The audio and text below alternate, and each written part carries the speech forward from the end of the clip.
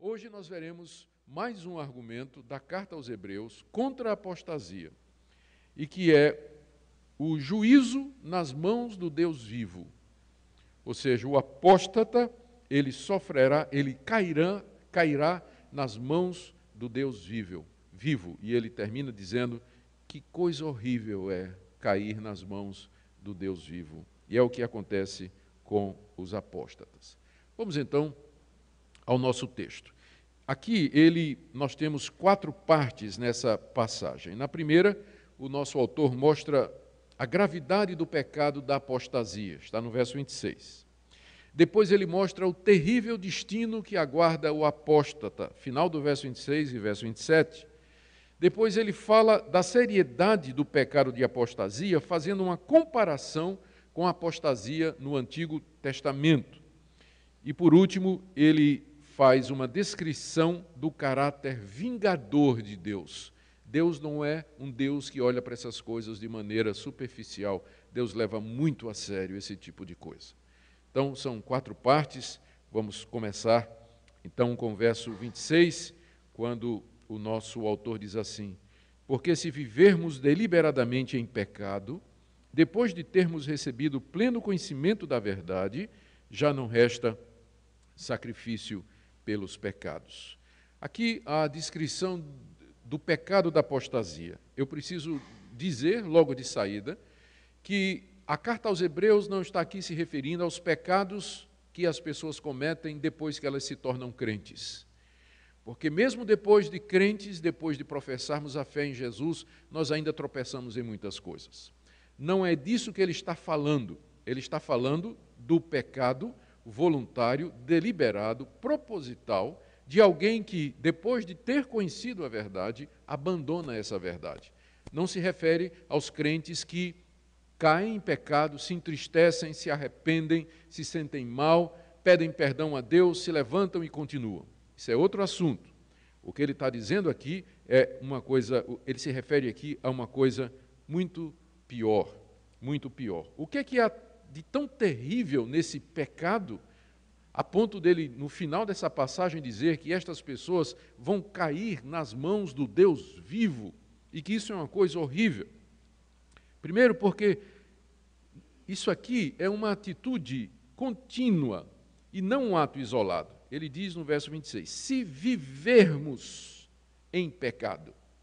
Não está falando do pecado ocasional que eu já mencionei, nos quais nós incorremos durante nossa vida. Mas é uma vida em pecado, é uma atitude, é uma maneira de viver e de ser, que é marcada pelo pecado. E esse pecado não é um pecado que foi cometido sem querer, mas ele diz no verso 26, se vivermos deliberadamente, ou seja, é algo que é feito de propósito, intencional. E mais, em terceiro lugar, depois de ter, ainda verso 26, depois de termos recebido o pleno conhecimento da verdade. Então, é importante perceber a que pecado, então, o nosso autor se refere. Se refere às pessoas que, depois de terem recebido o pleno conhecimento da verdade, elas ouviram o Evangelho, ouviram a respeito de Cristo, elas aceitaram aquilo, se batizaram, participaram da ceia, participaram da igreja, ou seja, elas tiveram não só o pleno conhecimento da verdade, mas a experiência de viver na comunidade da verdade. E uma vez feito isso, elas viraram as costas para isso, abandonaram a verdade e fizeram isso de maneira proposital, deliberada. Elas sabiam o que estavam fazendo. E passaram a viver, então, nesse estado de incredulidade, rebelião, revolta contra Deus. É isso que a Bíblia chama de apostasia. Apostasia. Segundo lugar, o nosso autor mostra o destino terrível que aguarda os apóstatas. O que é que vai acontecer com os apóstatas? São 2 coisas que ele diz aqui no verso 26, uma, e no verso 27 outra. No verso 26, no final desse verso, ele diz assim, já não resta sacrifício pelos pecados.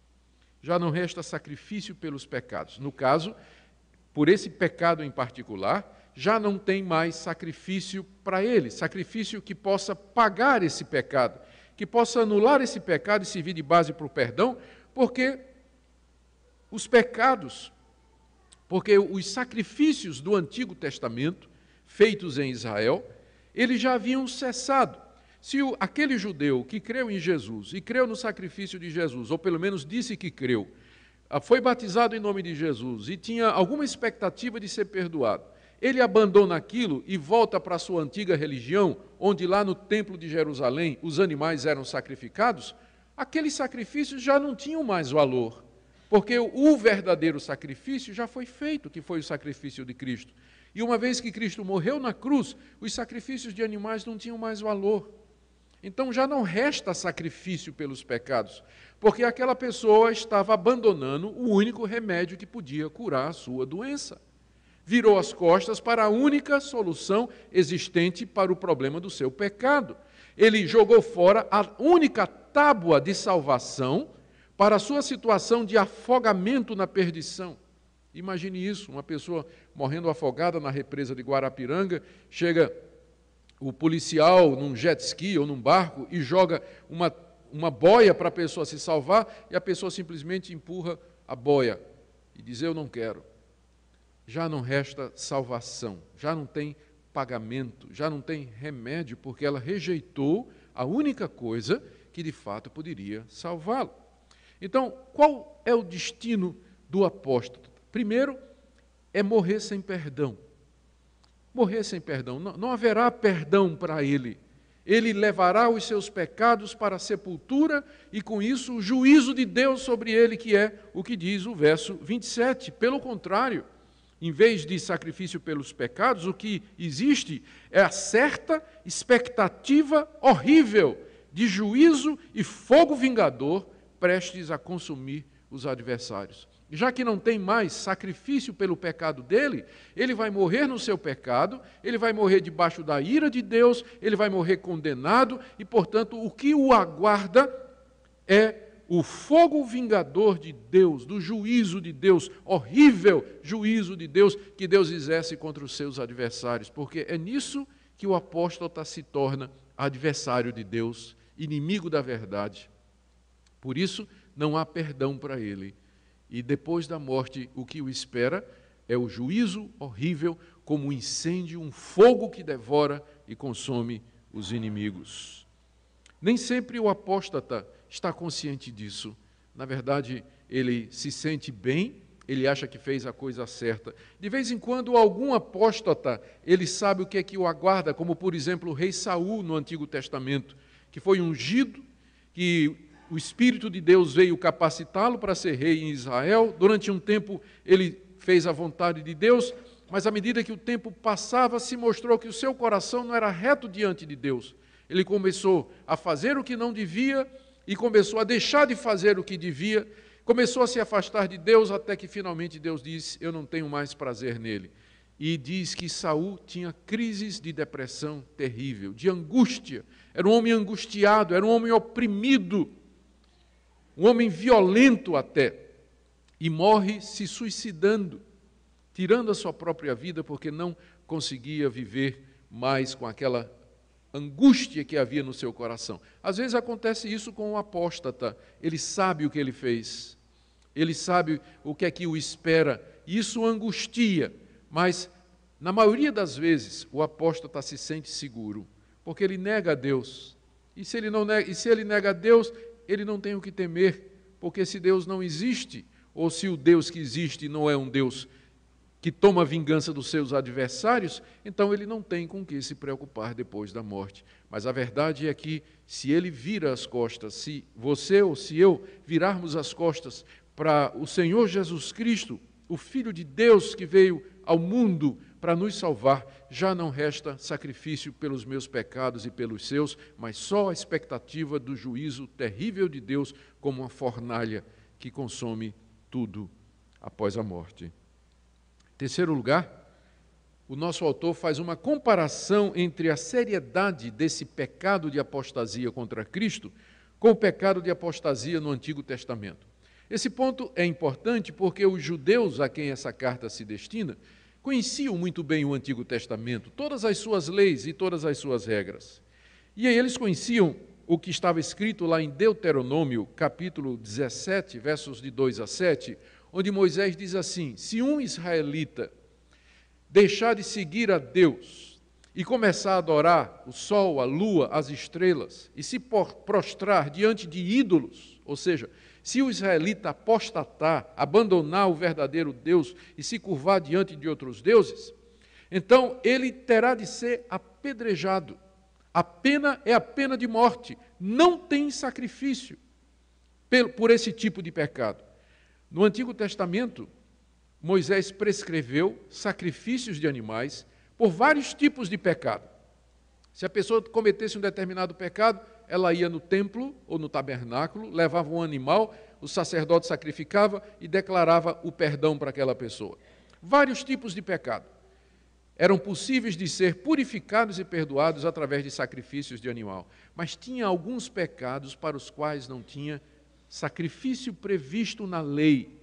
E um deles era esse aqui, era abandonar a Deus e servir a outros deuses. Se chamaria 2 ou 3 testemunhas e aquela pessoa morria sem misericórdia. Se as testemunhas confirmassem, é verdade, ele está adorando os ídolos, ele largou a Deus e está seguindo os falsos deuses, aquela pessoa seria apedrejada. Veja o que diz o verso 28, sem misericórdia, morre pelo depoimento de 2 ou 3 testemunhas quem tiver rejeitado a lei de Moisés.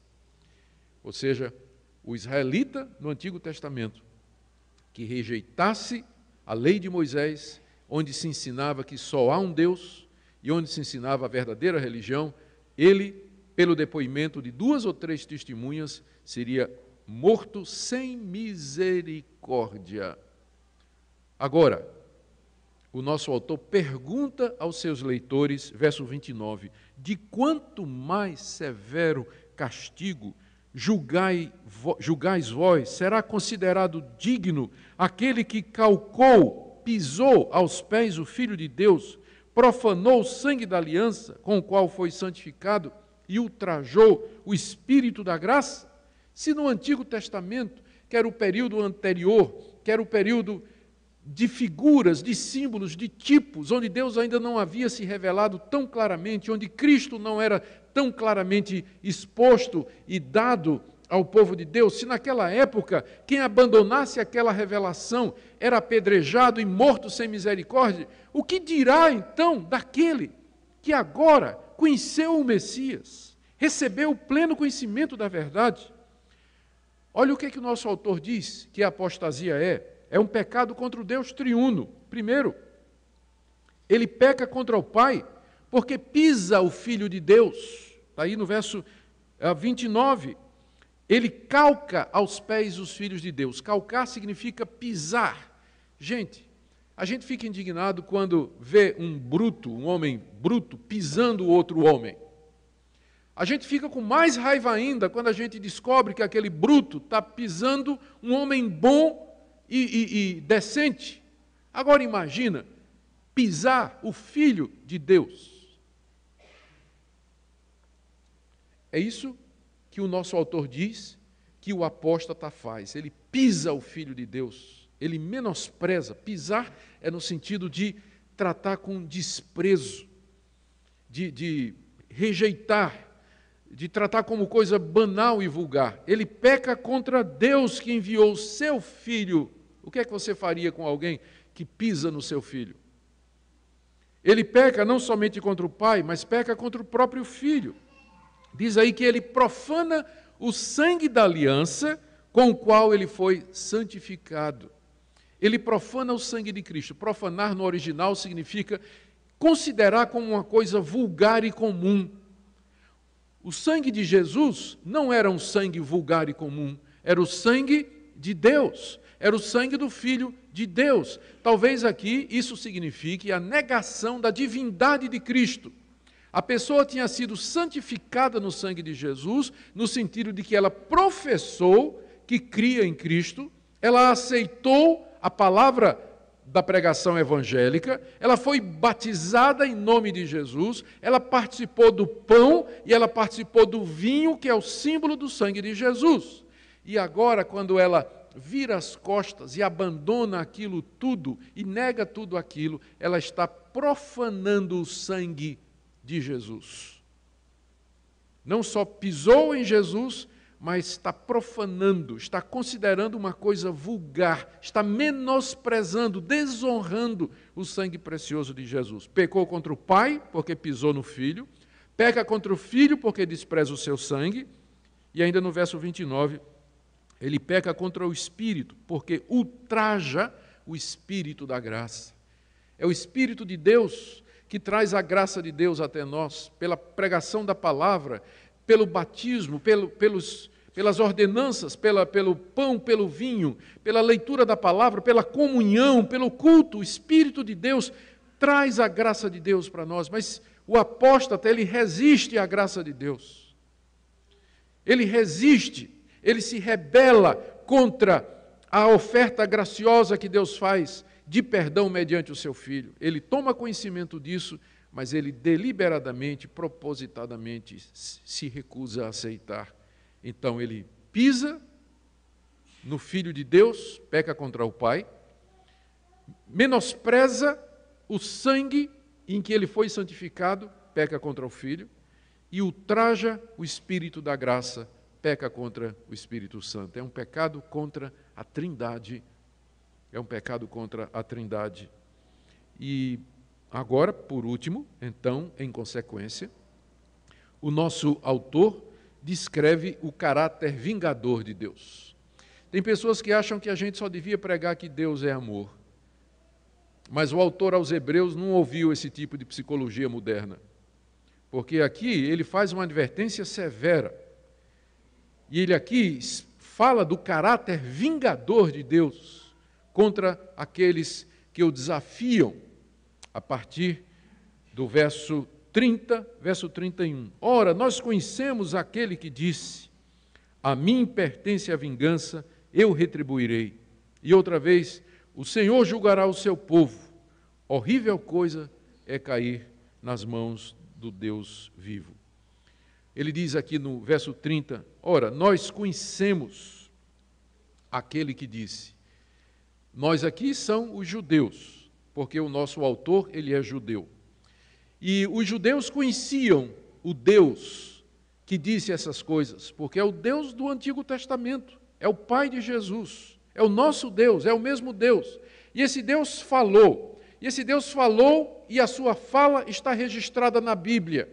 E o nosso autor aqui cita duas passagens do Antigo Testamento, na verdade é uma passagem só, Deuteronômio 32, 35 a 36, onde Deus disse a Moisés: a mim pertence a vingança, Moisés, e eu julgarei o meu povo.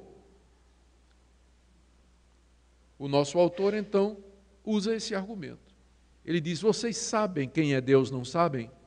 Vocês que estão sendo tentados a apostatar, vocês sabem quem é Deus, vocês conhecem a Deus, é aquele Deus que disse que ele se vingará dos seus inimigos e que ele vai começar julgando o seu próprio povo.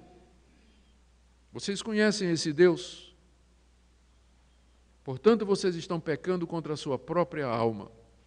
E ele conclui dizendo, no verso 31, horrível coisa é cair nas mãos do Deus vivo. Ele é chamado de Deus vivo aqui para nos lembrar que ele está sempre alerta, ele não está dormindo, não é um Deus morto, passivo, indiferente, mas é um Deus vivo. E também porque vivo significa que ele vive para sempre. Se você caísse nas mãos de um Deus que vivesse o mesmo tempo que você vive, um dia seu sofrimento ia acabar. Mas cair na mão de um Deus vivo, que vive para todo sempre, o seu sofrimento é eterno. Esse Deus vivo pode lhe fazer feliz eternamente, mas ele também pode fazer você sofrer miseravelmente eternidade afora. Por isso que é horrível cair nas mãos do Deus vivo. Depois que você pisou o filho dele, e desprezou o sangue do filho dele, e ultrajou o Espírito da graça. A quem essa palavra se aplica hoje? Essa advertência tem algum valor para nós hoje? Sim. Se aplica sim. Os apóstatas sempre existiram. Eu penso, por exemplo, nos liberais que estão dentro das igrejas bíblicas. Os liberais que negam a palavra de Deus, que negam a divindade de Jesus, que negam que Ele morreu pelos nossos pecados, que negam a ressurreição de Jesus de entre os mortos, e que estão nos nossos seminários, ensinando uma outra religião que não o cristianismo. Para mim, os liberais são o melhor exemplo de apóstata nos dias de hoje. Eles se declaram pastores, são mestres de teologia, doutores em teologia, mas, na verdade, eles apostataram há muito do verdadeiro Deus e se enquadram aqui nessa advertência. Eu penso também nos membros das seitas. A maioria dos membros de seitas, um dia, foram de igrejas evangélicas. Um dia, aquela pessoa recebeu na porta da sua casa alguém dizendo: eu queria só compartilhar aqui um folheto, dizer alguma coisa. Sim, vamos entrar. E aí a pessoa... O falso profeta entra, começa a conversar e desvia aquela pessoa da verdade. Ele vai agora para uma seita, onde lá ele vai aprender que Jesus não é Deus, que Jesus não morreu pelos nossos pecados, que a Trindade não existe. Muito membro de seita é apóstata. Um dia conheceu plenamente a verdade e abandonou essa verdade. Eu penso também em pessoas que nasceram no lar evangélico, foram criados na igreja, desde criança, ouviram a verdade do Evangelho. Adolescentes ouvindo, domingo após domingo, a palavra de Deus. Jovens ouvindo, domingo após domingo, a palavra de Deus, e outras vezes durante a semana, mas numa certa altura toma uma decisão deliberada, proposital. Eu não quero, eu não creio, eu quero viver a minha própria vida, e vira as costas e vai embora. Eles estão rejeitando a única coisa que de fato poderia salvá-los. E, portanto, já não resta mais sacrifício pelos seus pecados. Eu termino aqui com uma palavra para os que estão sendo tentados a apostatar. A tentação da apostasia é constante. Não pense que isso aqui está longe de você. Isso está mais perto do que você pensa. Lembre-se da grande quantidade de pessoas que um dia estiveram nas igrejas e que hoje não estão mais. Pense nisso. Então, minha primeira palavra é para você que se diz cristão, mas que negligencia os meios de graça, que não persevera, que não luta. Ler a Bíblia todo dia, orar a Deus, buscar comunhão com Deus, procurar ter comunhão com os irmãos, são os meios que Deus nos deixou para que nós ficássemos firmes, para que a gente não caia dessa situação. Às vezes, e aqui a minha segunda palavra é para os que estão sofrendo, às vezes o sofrimento, a dor, a doença, a perda, a contrariedade faz com que a pessoa questione Deus e a sua bondade. E não são poucos os que viraram as costas para Deus porque acharam que Deus foi injusto com eles. Algum desastre, alguma tragédia pessoal na sua vida. E aqui uma palavra especial aos jovens que vão para as universidades. As estatísticas nos Estados Unidos dizem que mais da metade dos jovens evangélicos que entram nas universidades se tornam ateus ou agnósticos ou desigrejados. É um lugar onde a sua fé vai ser testada. É um lugar onde você vai ter professores agnósticos, materialistas, ateus, que vão tentar arrancar a fé do seu coração. Você tem que se preparar para isso. A apostasia é uma coisa muito real. E, por fim, para aqueles que acham que esse tipo de mensagem não cabe, que a gente tem que falar do amor de Deus, da misericórdia de Deus. Queridos, a tarefa do pastor é dizer o que Deus diz. Eu não posso me calar quando Deus fala, e também não posso falar quando Deus se cala.